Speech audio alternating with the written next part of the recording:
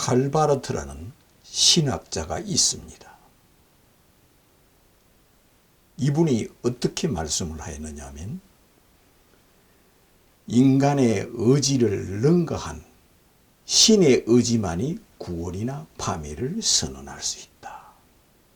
이 말씀을 왜 하였느냐? 칼바르트의 최고의 명언, 그의 신학자의 최고의 명언입니다. 이것은.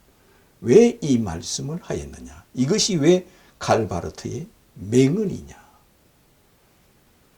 인간의 의지와 인간의 노력을 능가하는 신의 의지와 신의 능력만이 구원이나 파멸을 선언할 수 있다.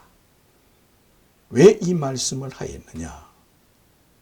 이는 예수를 향하여 도덕적으로, 모범적으로, 윤리적으로 복종만은 강조하는 이 복종만이 구원인 것처럼, 윤리만이 구원인 것처럼 도덕적인 것만이 구원이라는 것이 아니라고 하였습니다.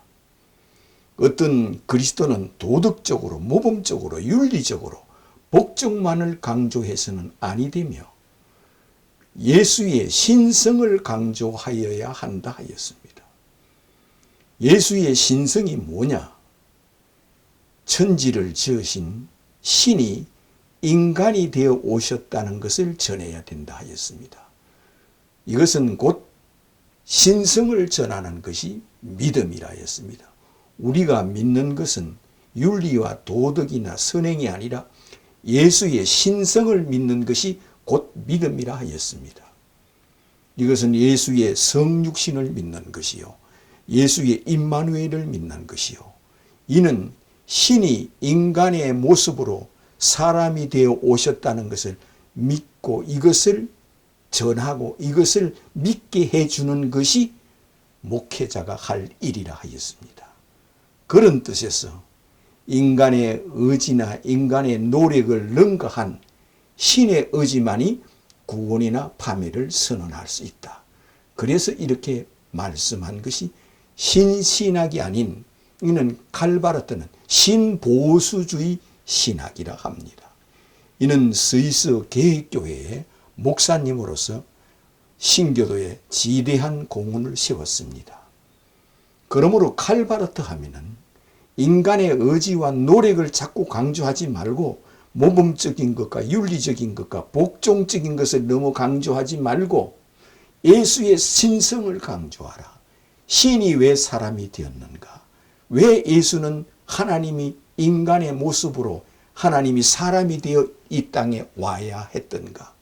왜 인간이 예수 그리스도가 없이는 구원이 없는가? 예수를 믿는 것은 그의 신성을 믿는 것이다. 예수의 신성을 믿는 것이 곧 예수를 믿는 거라 하였습니다. 이것은 예수는 신이 사람이 되었다는 겁니다. 하나님이 인간이 되어 오셨다는 겁니다. 천지를 창조하신 하나님이 처녀의 몸을 취하여 사람이 되어 인간이 되어 이 땅에 오셨으므로 예수의 신성을 알고 신성을 영접하고 예수의 신성을 믿는 것이 곧 구원이라고 이처럼 칼바르트는 주장하였습니다. 그러므로 우리 그리스도 교회에서는 신교도의 핵심적인 믿음이 뭡니까? 루트가 말한 대로 의인은 믿음으로 살리라. 루트는 신학의 핵심은 요한복음 3장 16절이라 하였습니다.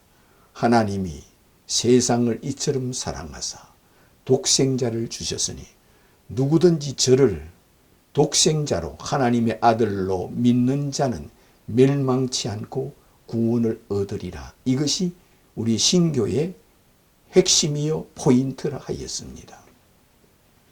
그런 뜻에서 칼바르트도 그렇게 우리에게 신보수주의로 우리에게 가르쳐 주었습니다. 칼바르트는 1968년까지 살았습니다. 그러면서 신기도에 지대한 공헌을 남겼습니다. 그런가 하면은 1800년도에 목사의 아들이 있습니다. 이 목사의 아들인 이는 쇼펜하우라는 사람이 있습니다. 이 사람은 목사의 아들인데도 그는 배울 것이 없고 그는 알아야 할 필요도 없고 기억할 필요조차 할 수 없는 사람이 쇼펜하우입니다. 그런데 세상 사람들은 이 지식으로 쇼펜하우를 귀하게 여기기도 합니다. 쇼펜하우는 그가 쓴 책인 인생 수업이라는 책이 있습니다. 그 인생 수업의 책에 보면은 자살을 미화하여 놓았습니다. 그는 인생 수업에서 사람은 태어난 것이 고생이라 하였습니다. 그러므로 태어난 자체가 고해요, 고통이요. 태어난 자체가 곧 힘든 생이요, 고난이요, 고생이라 하였습니다. 그러므로 사람은 일찍 죽는 것이 최고 행복이라 하였습니다. 오래 사는 것은 고통이므로 빨리 죽어버리는 것이 그에게 행복이라 하였습니다. 그러므로 이 쇼펜하우는 자살을 미화하는 자였습니다. 목사의 아들, 그는 목사의 아들입니다. 목사의 아들은 이런 자가 많이 나옵니다. 그러므로 쇼펜하우는 사람이 오래 사는 것은 고통 속에 사는 것이다. 그러므로 빨리 죽어버리는 사람, 젊어서 빨리 죽는 것이 행복이다 하며 빨리 죽지 않을 때는 자살을 하라.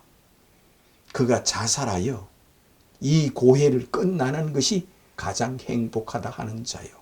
그래서 그는 자살을 미워하는 자가 곧 쇼펜하우, 목사의 아들.